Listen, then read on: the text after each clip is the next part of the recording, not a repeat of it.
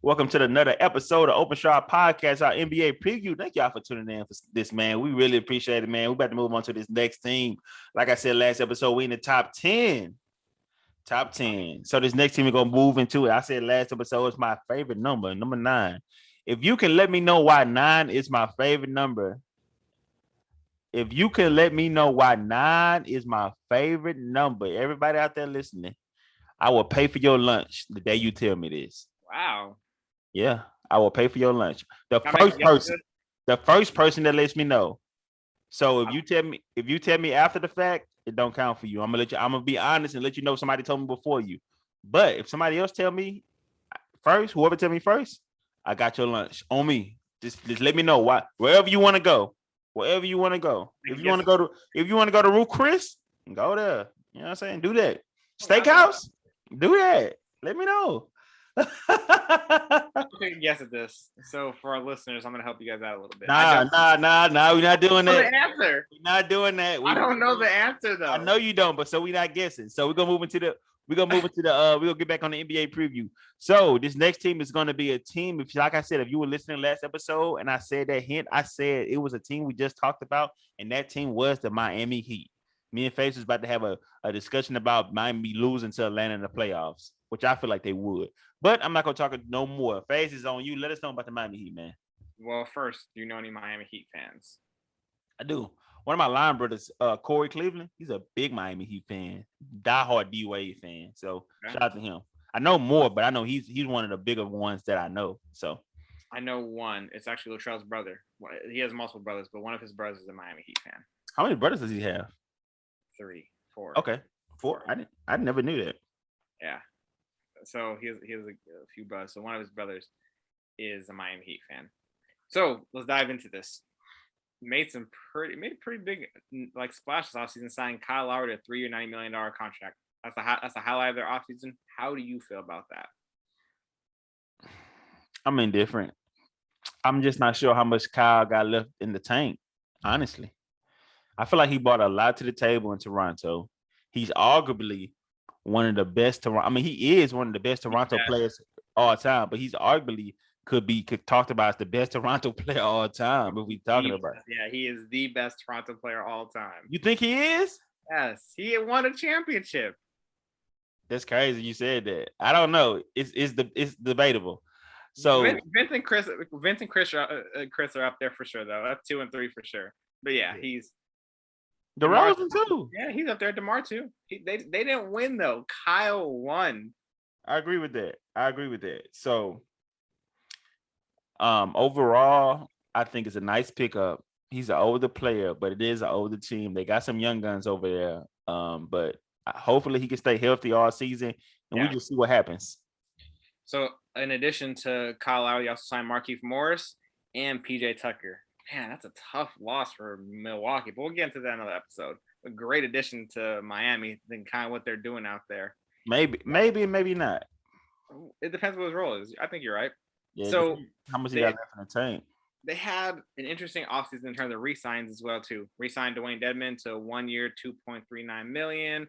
Re-signed Jimmy Butler to a 3-year, $136.4 million. Re-signed Udonis Haslem again to a vet minimum. And then this is an interesting one. This one's a little bit interesting. Well, actually, before I get to that one, Duncan Robinson to a 5-year, $90 million contract. Man, that boy got paid. The interesting one is Victor Oladipo signed the vet minimum to stay with Miami. A lot of players that on the perimeter that other players overlapping them, like in terms of their roles. Like, what do you think? That's a lot. What do you think? A lot of people gave Dennis. We didn't even talk about it on our Boston Celtics episode that Dennis turned down that contract, whatever. A lot of people gave him a lot of slack for that, but nobody talked about how Victor Oladipo turned down about the same amount of money from the Houston Rockets and took a vet deal too, though. Yeah. He kind of went untouched in that whole conversation. So that's one person that missed out on the bag by betting on himself. He bet on himself and bet wrong. So Victor may miss the whole season, honestly, man. If we're being honest, he may miss the whole season. He been dealing with injuries for a long.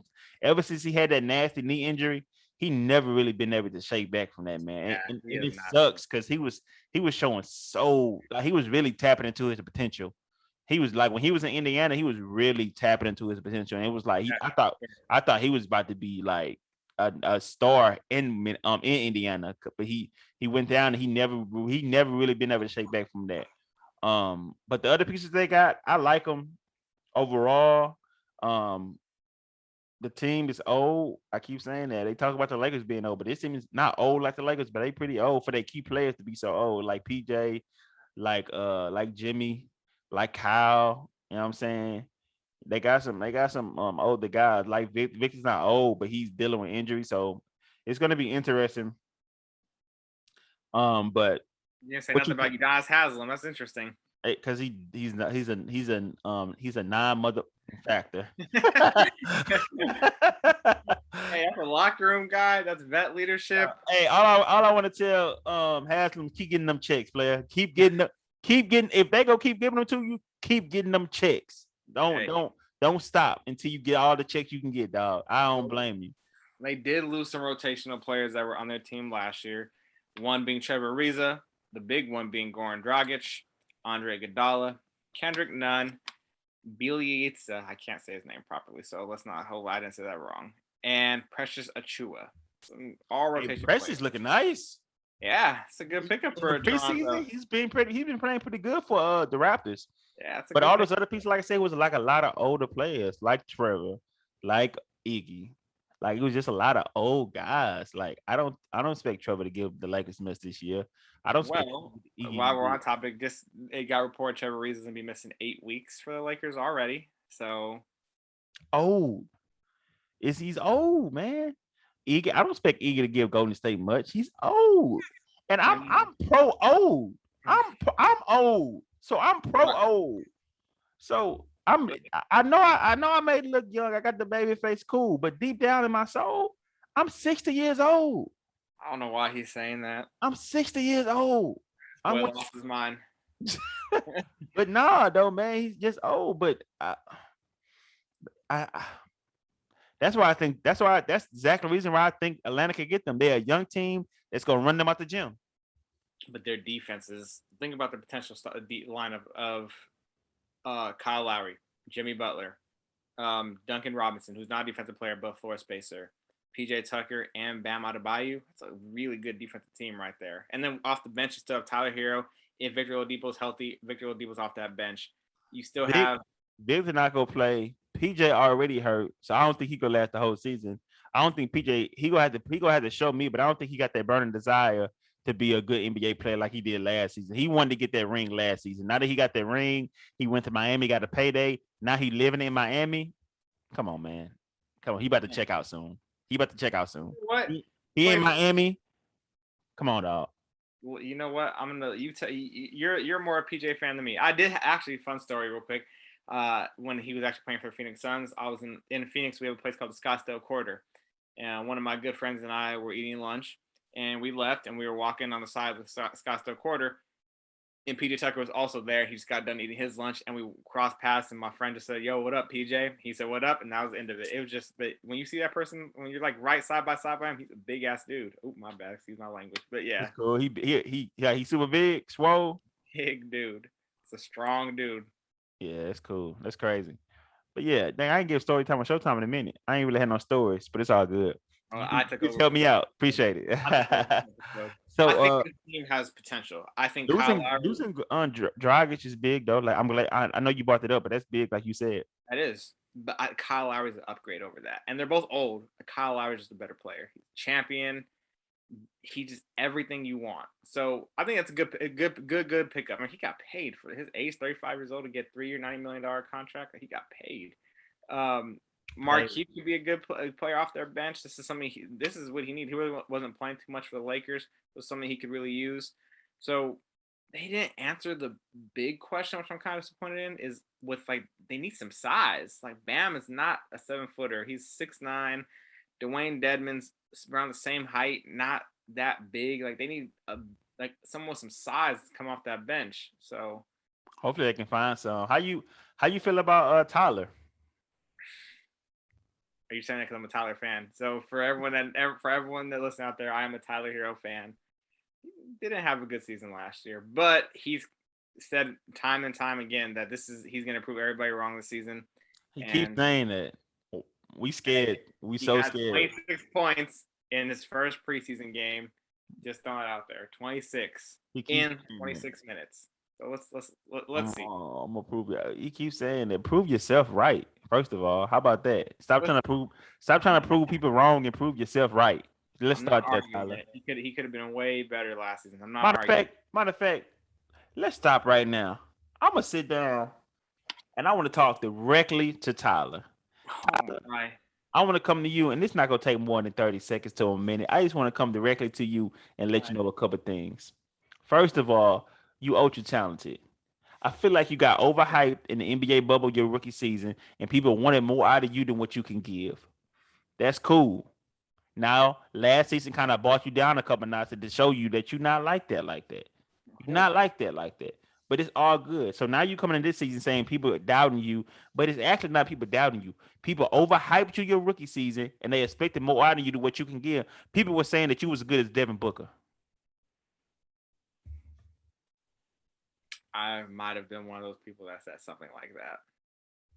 You know what I'm talking about? Devin freaking Booker. I did say he had potential to be better than Booker. I didn't say he was better. I said he had potential to be better, to be fair. That's the kind of stuff I was talking about. That got his head blown up. That's why he got no disrespect to who you date, man. You can date who you want. No disrespect. But that's why he with these IG models. Like, but no disrespect there. If you love her, you love her. But I'm just saying, dog, focus on the court, focus on the game. I feel like people overhyped you.